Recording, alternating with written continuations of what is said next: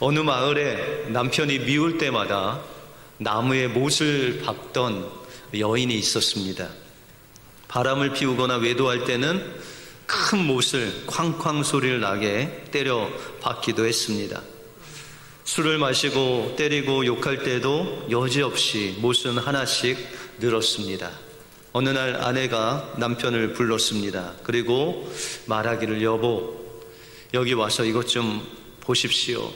여기 못이 박혀있는 이 나무를 한번 보십시오 라고 했는데, 정말 나무에 이 못이, 큰 못, 작은 못이 그냥 빼곡히 박혀 있었습니다. 그리고 그 아내는 그 남편에게 이야기하기를, 이 못은 당신이 나에게 잘못을 할 때마다, 큰 못은 큰 잘못, 작은 것은 작은 잘못 할 때마다 내가 나무에 박아 놓은 못들입니다 라고 그렇게 이야기를 했습니다. 내 남편은 그 말을 듣고 아무 말도 할 수가 없었습니다. 그러나 그날 밤 남편은 아내가 박아 놓은 그 나무 위에 있는 못을 끌어안고 정말 통곡을 하면서 울었습니다. 그 후로부터 이 남편이 변했습니다. 남편은 아내를 지극히 사랑하며 아껴주고 또 아내에게 사랑한다는 말을 하면서 자신이 이제까지 지은 여러 가지 죄들을 회개하는 마음으로 아내를 사랑하고 보살펴 주었습니다.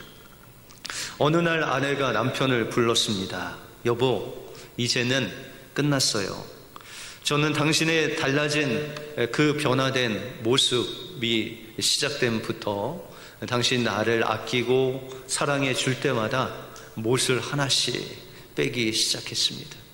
조금 사랑했을 때는 조그만 못을 빼고, 큰 사랑으로 나를 대해줄 때는 큰 못을 뺐는데, 이제 못이 나무에서 다 뽑혀 나갔습니다. 이제 다 됐어 라고 그렇게 이야기를 했습니다. 그랬더니 남편이 좋아할 줄 알았는데 남편이 하는 말이, 여보, 아직도 나는 멀었어.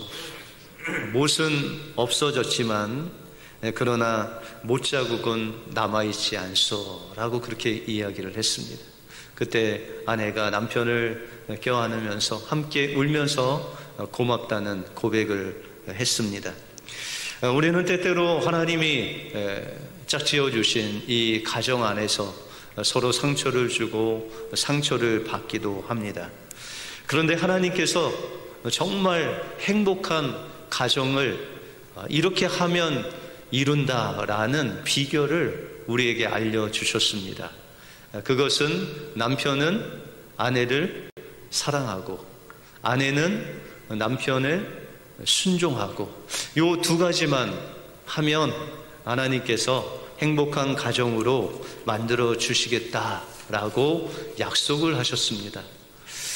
혹시라도 여러분들 부부간에 싸움이 있거나 부부간에 상처가 있다면 이 하나님 말씀을 여러분들이 지키지 않으셔서 받은 상처입니다.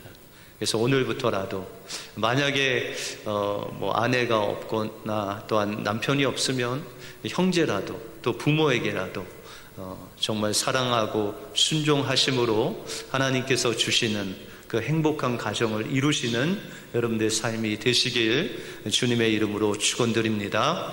오늘 본문 말씀을 통해서 특별히 예수님은 남편들에게 명령하시기를 아내를 사랑하라 라고 말씀하십니다. 이 아내를 사랑하라 라고 했을 때 이 사랑의 의미는 무엇이고, 남편이 아내를 사랑하고 아내가 남편에게 순종할 때 하나님께서 주시는 축복이 무엇인지 오늘 본문을 통해서 살펴보겠습니다. 먼저 남편은 아내를 예수님이 우리를 사랑하신 것처럼 사랑해야 된다라고 말씀하고 있습니다. 예수님은 남편들에게 아내를 사랑하라 라고 그렇게 말씀하십니다. 여러분들, 남편이 아내를 사랑하는 사랑은 어떤 사랑일까요? 여러분들 결혼하실 때 두 사람이 눈이 멀어서 결혼하셨죠. 맹정신 가지고는 결혼하셨겠습니까? 그런데 여러분들, 그렇게 남자가 여자와 결혼할 때 여자가 하품을 해도 이뻐 보이고, 키가 작아도 예뻐 보이고, 몸이 통통해도 예뻐 보이고, 다 예뻐 보이셨죠? 그런데 이것을 가리켜서 네가 무슨 콩깍지가 씌어서 저 사람을 잘 몰라서 그런데 아무리 이야기를 해도 그것이 들어오지 않습니다. 그런데 결혼을 하고 한 1년 정도 지나면 여지없이 이 콩깍지가 이제 없어지게 되죠. 그러면서 그 아내의 단점, 남편의 단점이 들어오게 됩니다. 그래서 어떤 목사님은 주례할 때 이 신랑 신부에게 서약을 하는데 이런 구체적인 서약을 한다고 합니다. 먼저 황홀한 표정을 하고 있는 신부에게 묻기를, 이제 당신이 결혼을 하고 1년이 지나면 예쁜 속옷을 입고 침실로 들어가면 배불뚝이 남편이 기다리고 있을 것입니다. 침대에 누워서 시리엇을 접시 채 입에 넣으면서 먹으면서 축구를 보고 있겠죠. 그리고 그 남편은 시리얼을 씹는 중간에 스푼으로 간지러운 가려운 등을 긁을 것입니다. 그래도 당신은 이 남편을 사랑하기로 서약하십니까? 라고 물었답니다. 여러분들도 큰 소리로 예라고 말씀하셨죠. 목사님은 다음으로 황홀하게 서 있는 신랑에게 묻습니다. 1년이 지난 후에 아내는 당신의 엄마처럼 말하기 시작할 것입니다. 시리얼을 먹을 때는 소리를 내지 말고 먹으십시오. 시리얼을 먹을 때는 다른 데서 먹지 말고 식탁에서만 먹으십시오 라고 잔소리를 하겠죠. 말만 아니라 아내의 몸매도 당신의 엄마처럼 변해 있을 것입니다. 그래도 서약하시겠습니까? 라고 구체적으로 묻는다는 거죠. 그래도 예스라고 대답을 한다라는 것이죠. 여러분들, 결혼을 할 때는 뭐 허물이 있어도 단점이 있어도 보이지 않는데 결혼을 하고 1년이 지나면 그렇게 허물만 보인다는 것이죠. 어떤 여자 집사님이 남편 되신 장로님이 중국에 출장을 갔다 왔대요. 그런데 밥을 먹는데 너무 열심히 먹는 남편을 보면서 남편이 밥 먹는 것도 밉더라 라고 그렇게 이야기를 하셨습니다. 여러분들 어떻게 남편이 밥을 잘 먹어서 이렇게 잘 먹는 모습을 보면 미우세요? 사랑스러우세요? 예, 그냥 눈동자가 흔들리고 있습니다 지금. 예. 그런데 예수님께서 오늘 이 남편에게 말씀하시기를 25절에 보시면 남편들아 아내 사랑하기를 그리스도께서 교회를 사랑하시고 그 교회를 위하여 자기를 주신같이 하라라고 그렇게 말씀하십니다. 여러분들, 예수님께서 교회를 사랑하는 것 같이 남편들도 아내를 그렇게 사랑하라는 거예요. 여러분들, 예수님께서 교회를 사랑하셨는데 어떤 모습의 교회를 사랑하셨습니까?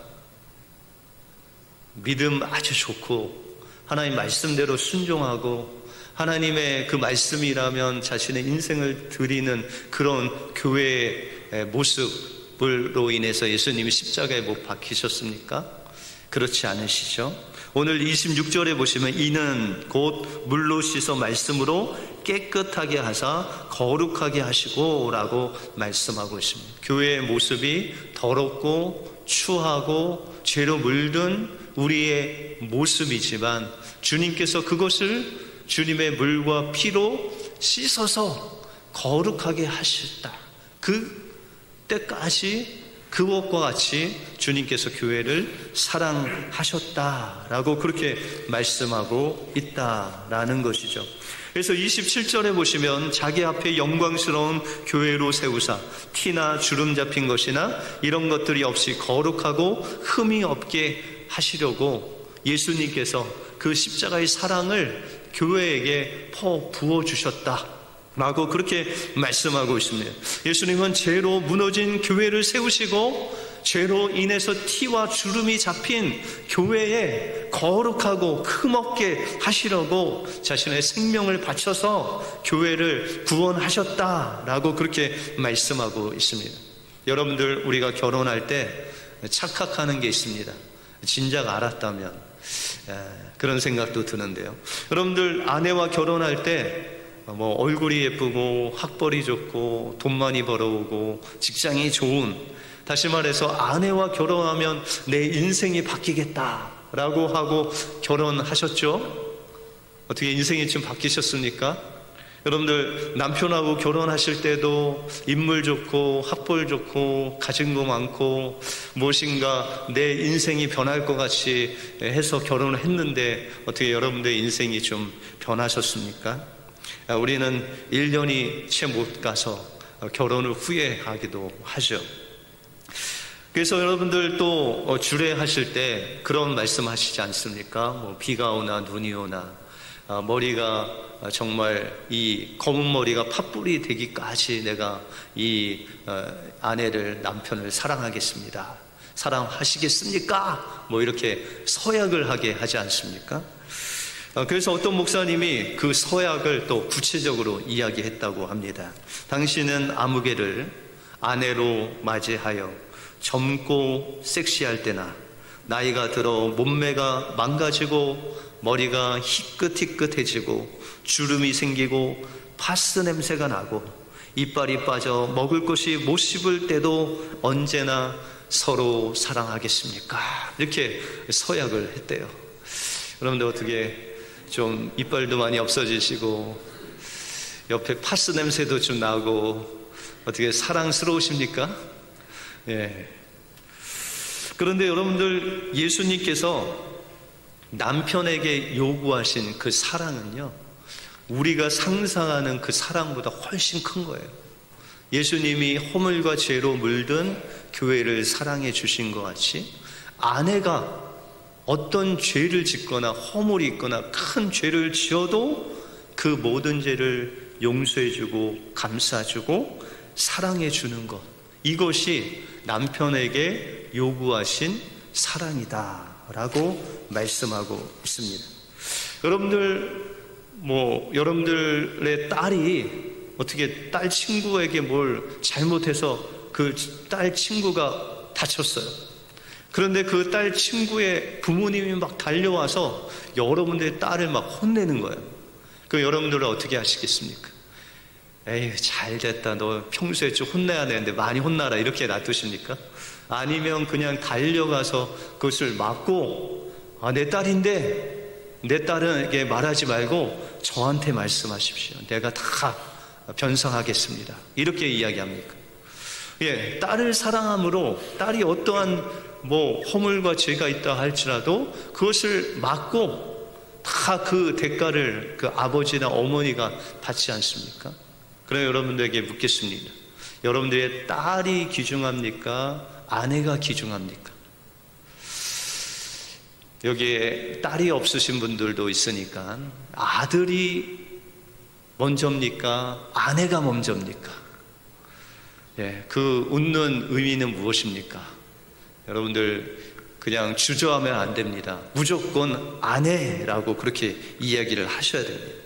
제가 몇 년 전에 강준민 목사님이라고 예전에 동양선교교회 담임 목사님을 하셨던 그 목사님의 설교를 듣는 때가 있습니다. 근데 그 목사님이 설교를 하시다가 아내에 대해서 이야기를 하시더라고요. 그래서 그 동양선교교회가 상당히 어려울 때가 있었던 것 같습니다. 그런데 그 목사님이 이런 이야기를 하더라고요. 만약에 당신들이 나에게 물으신다면, 교회와 아내를 선택하라고 물으신다면 저는 다른 것 돌아보지 않고 아내를 선택하겠습니다. 그렇게 이야기를 하더라고요, 목사님이. 그래서 저도 고민했죠. 교회와 아내를 선택하게 되면 무조건 아내라고 해야 되겠다라고 그렇게 생각한 적이 있습니다. 여러분들 세상에 어떤 존재도 여러분들의 아내보다 먼저 돼서는 안 된다는 거죠. 예수님 빼고 가장 우선순위 넘버원이 아내가 돼야 된다는 거죠. 거기에 딸이나 아들도 낄 수가 없다는 거예요. 무조건 아내, 사랑하는 것이 프라이어리티 넘버원이 되어야 된다라고 그렇게 말씀하고 있습니다. 여러분들 창세기에 보면 예수님의 모습을 우리가 아담을 통해서 볼 수 있습니다. 여러분들, 아담은 두 가지 모습이 있습니다. 하나는 이제 장차 오실 예수님의 모습이 하나가 있고, 또 하나는 우리 연약한 남편들의, 이 남자들의 모습이 숨겨져 있습니다. 그 첫 번째 예수님의 모습은, 여러분들, 하와가 선악과를 먹고 나서 아담에게 그 선악과를 주었죠. 아담이 선악과를 따먹었어요? 아내가 줘서 먹었어요? 네, 아내가 줘서 먹었어요. 그런데 우리 남편들이 핑계대지 못할 것은, 그것이 선악과인 줄 알고 먹었어요? 모르고 먹었어요? 네, 많은 남자분들은 모르고 드셨다는 분들이 있지만 알고 먹었습니다. 여러분들, 예수님께서 십자가에서 우리의 모든 죄를 대속하시고 죽는 것을 아시고 죽으셨어요? 모르고 죽으셨어요? 예, 아시고 십자가에서 우리의 모든 죄와 허물을 짊어지시고 죽으셨어요. 이것이 아담을 통해서 예수님의 모습을 볼 수 있는 것이죠. 그러므로 이 남편들은 아내의 모든 그 허물, 그런 연약함을 이 남편이 알고도 짊어지는 것이 바로 주님이 남편들에게 요구하시는 사랑이다라는 것이죠. 여러분들, 예수님께서 십자가에 죽기까지 순종하셨죠? 그것이 바로 아내에게 말씀하시는 남편에게 순종하다라는 말씀입니다. 이와 같이 정말 아내의 그런 허물까지도, 큰 죄악까지도 다 짊어지고 그것을 사랑해야 될 남편인데, 그럼 어떻게 하면 그 아내를 예수님이 교회를 사랑하신 것 같이 우리가 사랑할 수 있겠습니까? 28절에 보시면, 이와 같이 남편들도 자기 아내 사랑하기를 자기 자신과 같이 할지니 자기 아내를 사랑하는 자는 자기를 사랑하는 것이니라 라고 말씀하고 있습니다.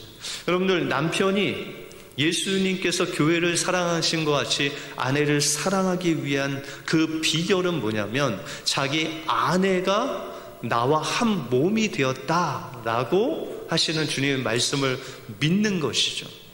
여러분들, 손이 뭐 좀 오래 해서 말이 잘 안 들어요.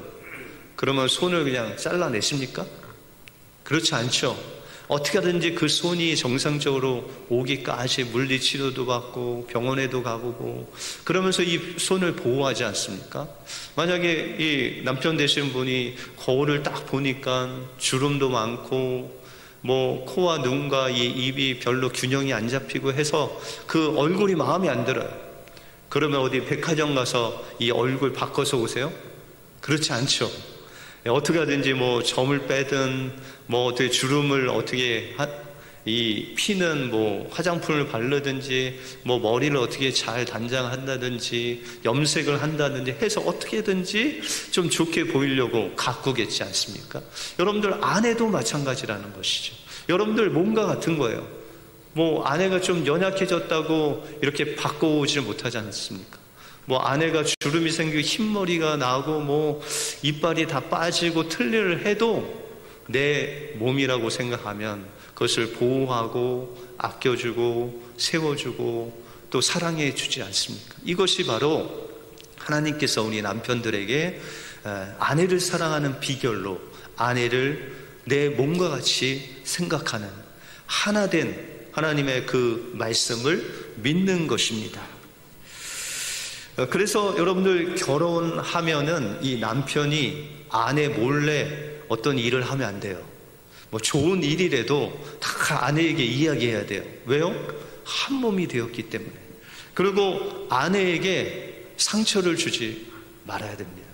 우리가 베드로전서 3장에 보시면은 아내는 남자보다 더 연약한 그릇이기 때문에 상처를 받기가 쉽다라고 말씀하시면서, 만약에 아내에게 상처를 주면 하나님과의 그 기도가 막혀서 하나님과의 관계가 깨진다라고 그렇게 말씀하고 있습니다. 그러므로 남편은 이 아내 사랑하기를 예수님이 교회를 사랑하신 것 같이 사랑하고 더 연약한 그릇을 다루는 것 같이 보호하고 아껴줘야 된다라고 말씀하고 있습니다. 그러면 어떻게 남편들은 내 몸과 같이 아내를 사랑할 수 있겠습니까? 존 오토버그라는 신학자는 결혼에 대해서 이야기하면서 우리는 보통 결혼을 하면 행복해질 수 있다라고 했는데 더 불행해지신 분들이 있죠. 그죠? 결혼을 하기 전이 더 행복했다라는 분도 있어요. 그런데 이 오토버그는 이야기하기를 결혼이라는 것은 내가 이 사람과 결혼을 하면 행복해지겠다라고 해서 결혼하는 것이 아니라 내가 결혼을 안 해도 나는 수도원에 들어가서도 나 혼자 살아도 예수님으로 행복하다라는 그런 사람이 결혼을 해야 된다는 거예요. 그래서 주님께서 주신 그 예수 그리스도로 말미암아 주신 그 행복, 그 사랑, 주님이 나에게 주신 그 은혜의 감격이 돼서 그 은혜를, 예수님의 사랑을 다른 사람에게 이렇게 줄 수 있는 축복의 통로로 되어 있을 때 결혼을 하면 그 사람은 100% 행복하게 된다라고 말하고 있습니다. 다시 말해서 우리가 결혼을 하는 것은 행복해지려고 하는 것이 아니라 내가 예수님으로 인해 행복한 것을 아내에게, 남편에게 나누어 주기 위해서 결혼을 하는 것이다 라고 말하고 있다라는 것입니다. 한국인 최초로 시각장애인으로 박사학위를 받고 미국 국가장애위원회 정책분과위원장을 역임했던 강영우 박사님을 여러분들은 기억하실 것입니다. 강영우 박사님이 이제 임종 직전에 2012년 2월 23일 이 임종을 하루 놔두고 아내에게 쓴 편지가 소개되어 있습니다. 여보, 아직도 봄날 반짝이는 햇살보다 눈부시게 빛나고 있는 당신을 난 가슴 한가득 품고 떠납니다. 당신을 처음 만난 게 벌써 50년 전입니다. 햇살보다 더 반짝반짝 빛나고 있던 예쁜 여대생 누나의 모습을 난 아직도 기억합니다.